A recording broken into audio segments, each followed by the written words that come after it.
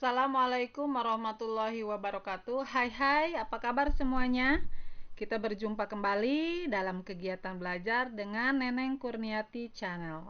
Jangan lupa subscribe dulu channelnya, like, share, dan komen ya. Oke, kita lanjut saja. Belajar kali ini kita tentang mendeskripsikan circular flow diagram atau diagram circular flow. Ini tentang diagram pelaku kegiatan ekonomi. Apa itu sih circular flow diagram? Kalian pernah mendengar tidak? 1774 pernah mengemukakan dalam bukunya yang berjudul Tableau Economic yang disebut sebagai The Circular Flow of Economic Activity. Atau arus lingkaran kegiatan ekonomi adalah hal-hal yang meliputi arus barang dan juga arus uang. Oke, kita lihat circular flow diagram. Sebelum membahas apa itu circular flow diagram, ada beberapa hal yang harus kamu pahami terlebih dahulu, yaitu mengenai pengelompokan pasar. Pasar akan dibagi menjadi dua kelompok, yaitu yang pertama pasar barang dan jasa. Kemudian yang kedua adalah pasar faktor produksi yang terdiri atas pasar tenaga kerja dan pasar uang atau modal. Gitu. Jadi ada beberapa hal yang harus kita pahami terlebih dahulu yang berkaitan dengan diagram pelaku ekonomi. Selanjutnya kita lihat bahas satu persatu tentang pasar barang dan jasa. Pasar barang dan jasa adalah pertemuan antara permintaan dan penawaran barang ataupun jasa. Pertemuan antara pembeli dengan penjual atau antara pemilik barang dengan si pembeli barang. Kemudian produsen akan dianggap sebagai rumah tangga produksi dan konsumen akan dianggap sebagai rumah tangga konsumsi. Dalam menghasilkan barang, rumah tangga produksi selalu mempergunakan faktor-faktor produksi yang dimiliki oleh rumah tangga konsumsi. Lalu rumah tangga konsumsi akan memperoleh kompensasi, yaitu berupa imbalan balas jasa setelah menggunakan faktor produksi tersebut. Oke. Kemudian untuk perekonomian tertutup atau tanpa ada campur tangan dari masyarakat luar negeri, permintaan akan berasal dari sektor rumah tangga konsumsi dan pemerintah. Umumnya merupakan permintaan akan barang dan jasa pada tahap akhir.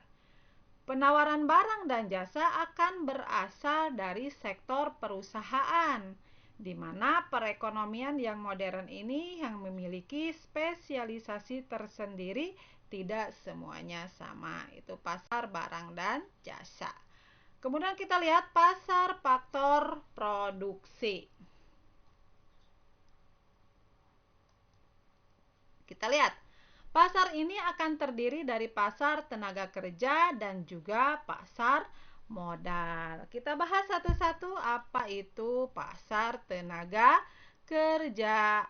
Pasar tenaga kerja adalah sebuah interaksi antara permintaan dan penawaran tenaga kerja. Dalam perekonomian tertutup atau perekonomian tanpa ada campur tangan dari masyarakat luar negeri, penawaran tenaga kerja akan berasal dari rumah tangga konsumsi, yaitu di sini RTK. Sedangkan permintaan tenaga kerja berasal dari perusahaan dan pemerintah, yaitu RTP atau rumah tangga produksi dan pemerintah. Sedangkan dalam perekonomian terbuka, yaitu ada campur tangan dari masyarakat luar negeri, permintaan dan penawaran tenaga kerja bisa berasal dari negara lain. Itu pasar tenaga kerja. Oke. Selanjutnya kita lihat pasar uang dan modal. Kita lihat ada apa di pasar uang dan modal. Pasar uang atau modal adalah sebuah interaksi antara permintaan dan penawaran uang. Jadi, pertemuan antara permintaan dan penawaran uang. Hal yang diperjualbelikan dalam pasar uang atau modal bukanlah uang dalam bentuk fisik, tetapi hak dan penggunaan uang. Penawaran uang berasal dari pihak-pihak yang bersedia menunda penggunaan uangnya, baik dalam jangka pendek maupun jangka panjang, dan menyerahkan hak guna uang tersebut kepada pihak lain. Contohnya adalah dengan cara ditabung atau didepositokan di bank selama 3 bulan. Misalkan kita ngambil jangka waktu 3 bulan. Dan sebagai gantinya, individu tersebut mendapat balas jasa berupa pendapatan bunga. Untuk permintaan akan uang, hal tersebut akan berasal dari pihak yang membutuhkan uang dengan berbagai alasan. Dalam usaha memenuhi kebutuhan tersebut, mereka harus bersedia membayar sejumlah bunga sebagai balas jasa karena dia menggunakan uang atau modal. Itu pasar uang dan modal. Oke, selanjutnya kita lihat bentuk diagram circular flow. Yang pertama ini adalah di circular flow 2 sektor. Itu terdiri dari rumah tangga konsumen dan rumah tangga produsen. Diagram ini mencerminkan bahwa sektor rumah tangga konsumen akan menjual faktor produksi kepada sektor rumah tangga produsen, yaitu perusahaan, supaya mendapatkan pendapatan. Di sini ada rumah tangga konsumen dan rumah tangga produsen. Artinya, faktor produksi yang diberikan oleh sektor rumah tangga konsumen yang meliputi tenaga kerja, tanah, keahlian, ataupun modal kepada perusahaan. Ini berupa di sini ada tanda panah dari rumah tangga konsumen, yaitu nomor A, 1, menjual faktor produksi. Ada tanda panah dari rumah tangga konsumen kepada rumah tangga produsen yang A. Kemudian, rumah tangga produsen memberikan pendapatan atau imbalan balas jasa kepada rumah tangga konsumen. Ini ada tanda panah, itu titik B. Itu imbalan balas jasanya berupa upah jika kita memberikan tenaga kerja, sewa kalau kita menyewakan tanah atau lahan, kemudian bunga kalau kita memberikan atau menginvestasikan modal, serta laba kalau kita memberikan keahlian kepada rumah tangga produsen. Kemudian dari rumah tangga produsen ini ada alur, yaitu yang D, menjual barang dan jasa. Rumah tangga produsen akan menjual barang dan jasa yang dihasilkan kepada rumah tangga konsumen. Kemudian yang C, dari rumah tangga konsumen kepada rumah tangga produsen ada pengeluaran konsumen untuk pembelian barang dan jasa. Ekonomi dua sektor ini disebut juga dengan ekonomi tertutup karena hanya ada rumah tangga konsumen dan rumah tangga produsen tanpa ada campur tangan masyarakat luar negeri. Bagaimana bisa dipahami tentang diagram interaksi dua sektor? Atau faktor produksi yang mereka berikan kepada perusahaan dimiliki oleh sektor rumah tangga konsumen. Maka secara otomatis rumah tangga mempunyai pendapatan yang bisa dibelanjakan. Pendapatan setelah dikurangi tabungan dan pajak, itulah yang bisa dibelanjakan. Pada sektor perusahaan yang berupa pembelian barang atau jasa, yaitu garis C yang tadi. Selanjutnya, barang dan jasa tersebut akan diserahkan oleh sektor rumah tangga produsen kepada rumah tangga konsumen. Itu diagram 2 sektor. Kita lanjut diagram 3 sektor. Di sini ada rumah tangga konsumsi, pemerintah, dan rumah tangga produsen. Sama ada pasar barang dan juga pasar faktor produksi. Kita lihat. Sektor rumah tangga konsumen akan membeli barang atau jasa dari sektor rumah tangga produsen. Pada sisi lainnya, rumah tangga produsen akan menerima uang dari rumah tangga konsumen. Ini artinya, rumah tangga konsumen akan berperan sebagai pembeli barang atau jasa dan rumah tangga konsumen, produsen, penjual. Pada arus ini, rumah tangga produsen menetapkan harga produknya berdasarkan biaya dari tenaga kerja serta kemampuan yang dimilikinya. Sementara harga yang muncul di pasar barang ditentukan oleh pertemuan antara permintaan rumah tangga konsumen dan penawaran rumah tangga produsen. Transaksi barang dan jasa terjadi di pasar barang atau produk market. Selanjutnya adalah dalam usaha mendapatkan barang dan jasa, rumah tangga konsumen akan membutuhkan yang namanya pemasukan. Pendapatan ini bisa diperoleh dari penjualan faktor produksi yang dimiliki oleh rumah tangga konsumen.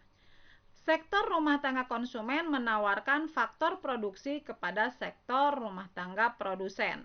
Sebagai gantinya, rumah tangga produsen akan memberikan sejumlah uang sebagai imbalan balas jasa. Kemudian, rumah tangga konsumen memiliki peran sebagai pembeli faktor produksi dari rumah tangga produsen, yaitu dia sebagai penjual barang atau jasa. Dan harga yang muncul akan ditentukan oleh pertemuan antara rumah tangga konsumen dan rumah tangga produsen. Transaksinya dilakukan di pasar barang produksi. Itu yang nomor 2. Kemudian yang ketiga yaitu ada pemerintah atau rumah tangga government RTG, yaitu mendapatkan penghasilan dari pajak dan menggunakannya untuk membeli barang dan jasa dari pasar faktor produksi, pasar barang, dan rumah tangga produsen. Barang dan jasa ini nantinya akan dipakai sebagai bentuk pelayanan kepada masyarakat. Itu diagram pelaku ekonomi 3 sektor. Baik, selanjutnya adalah diagram pelaku ekonomi 4 sektor atau disebut juga dengan sistem pelaku atau diagram pelaku ekonomi terbuka atau ekonomi terbuka. Kenapa dikatakan ekonomi terbuka? Karena ada campur tangan dari pemerintah atau masyarakat luar negeri, makanya dikategorikan sebagai ekonomi terbuka. Baik, setiap negara di belahan dunia manapun sudah melakukan interaksi ekonomi dengan melibatkan sektor luar negeri, makanya dikatakan ekonomi terbuka. Sektor rumah tangga, perusahaan, dan pemerintah adalah perekonomian domestik. Apabila suatu negara tidak melakukan interaksi dengan sektor luar negeri, perekonomian tersebut dinamakan perekonomian tertutup atau closed economy. Apabila perekonomian terjadi interaksi dengan sektor luar negeri, maka disebut sebagai perekonomian terbuka atau open economy. Dan jika terjadi interaksi dengan luar negeri, maka ditandai dengan mekanisme impor dan ekspor atau jual beli barang.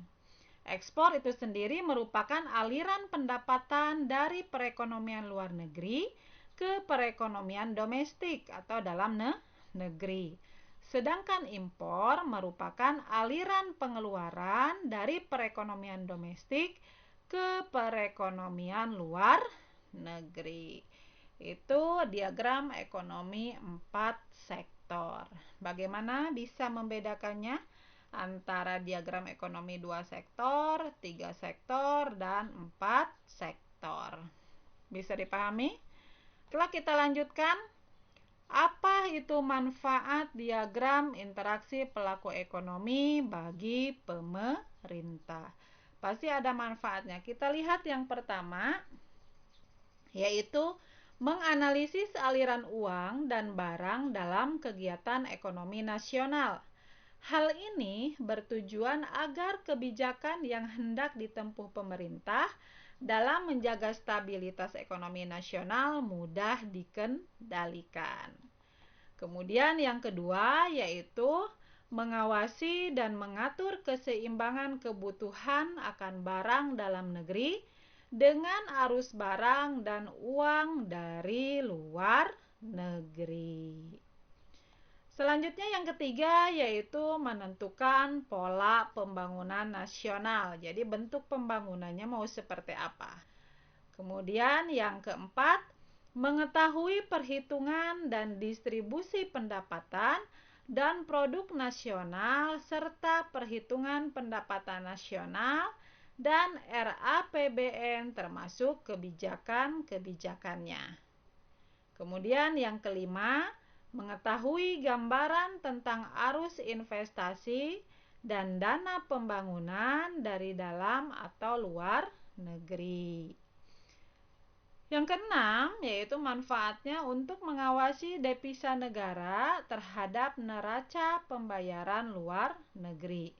Dan yang ketujuh, manfaat diagram pelaku ekonomi bagi pemerintah adalah untuk mengetahui hak dan kewajiban negara terhadap pelaku ekonomi lainnya. Bagaimana? Itu ada beberapa manfaat diagram pelaku ekonomi. Selanjutnya adalah mencari bentuk atau struktur ekonomi nasional dengan perkembangan globalisasi ekonomi. Kemudian mengetahui sumber-sumber penerimaan negara terutama yang berasal dari pajak dan menjalin hubungan kerjasama internasional dengan negara lain. Itu manfaat dari circular flow atau diagram pelaku ekonomi. Baiklah, sampai di sini dulu. Kita lanjutkan ke manfaat diagram interaksi pelaku bagi masyarakat. Kalau tadi bagi pemerintah. Kita lihat manfaatnya bagi masyarakat. Yang pertama adalah alat untuk mengetahui barang dan jasa yang dibutuhkan masyarakat. Kemudian sarana untuk mengetahui jenis pekerjaan yang dapat dilakukan masyarakat untuk memperoleh penghasilan. Yang ketiga adalah sarana untuk mengetahui hak dan kewajiban masyarakat terhadap pelaku ekonomi lainnya, terutama negara dan bangsa.